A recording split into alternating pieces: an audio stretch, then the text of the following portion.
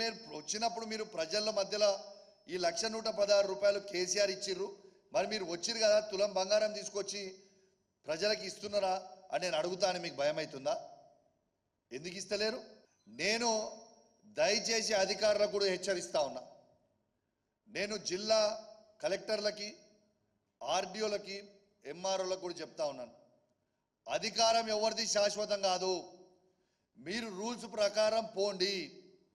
మీకు జియో ఉన్నది, ఈ జియో ప్రకారం మీరు ఎందుకు పోతలేరని నేను అడుగుతున్నా. మీకు ఏం అడ్డంకులు వస్తున్నాయని నేను అడుగుతున్నా. నేను అధికారులకు కూడా హెచ్చరిస్తా ఉన్నాను, తస్మాత్ జాగ్రత్తగా ఉండండి.